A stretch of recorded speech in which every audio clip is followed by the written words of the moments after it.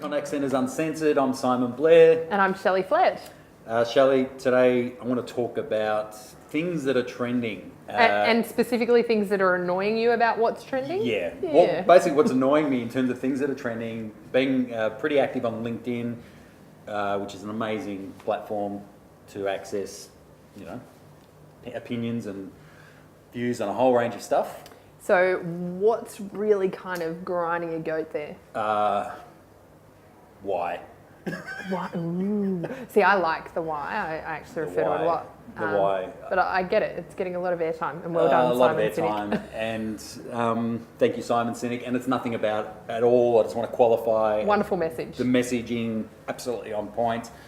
But of course, like everything that starts to trend, people latch onto it, and then you suddenly notice it. Once you notice it, you can't switch it off, and you see it everywhere, and it drives me nuts because it's about getting beyond that, and then you get people just trotting it out and throwing it in your face. So what's your why?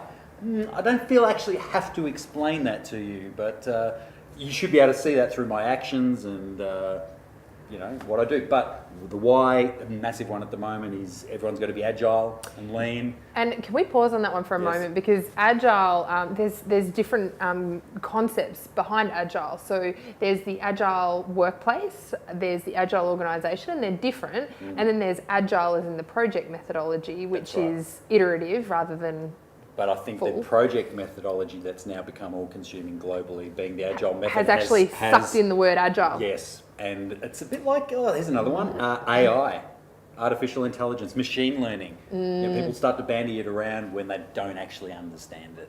Yeah, I'm hearing just you. because it's got technology doesn't mean it's artificial intelligence. So the other one that's trending at the moment is omni-channel. Yes, massive one in the contact centre space. What does that mean for those of us who don't know, and actually for the contact centre staff who don't care?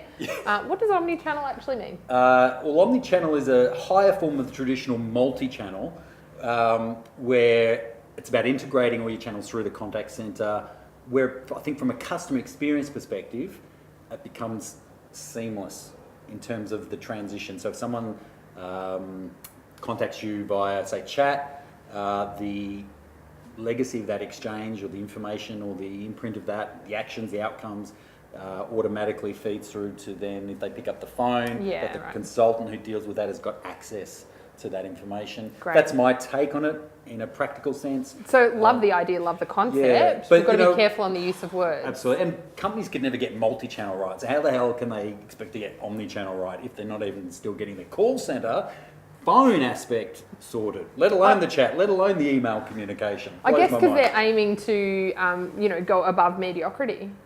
Absolutely. So it's all good in principle. All good in principle. But how are they executing? And if you can't get your fundamentals right, what are you doing? So other ones, sorry? Go.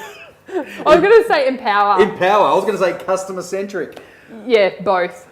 So empower. Tell us about empower. I absolutely feel that it's integral to how a business operates and how people are led. Yes. The word is used without the action behind it. And like employee engagement, which we've talked about. Yeah, absolutely. So I think, and even customer centricity is not about, there's nothing wrong with customer centricity. We absolutely advocate for that. It's the use of the word. But it's a word. Everyone's customer centric. Well, no, you're not.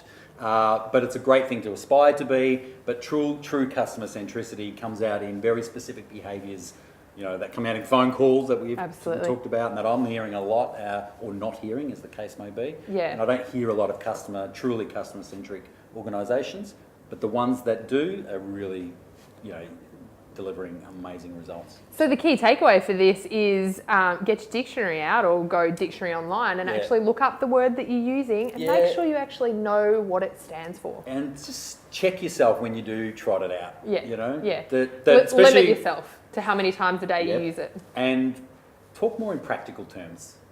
Mention it, but then what can you do with that? Yeah, I love that. In a practical sense. What's the execution? Change behaviour. If you're not changing behaviour, what's the point? Absolutely. Thank you. Thanks, Shelley.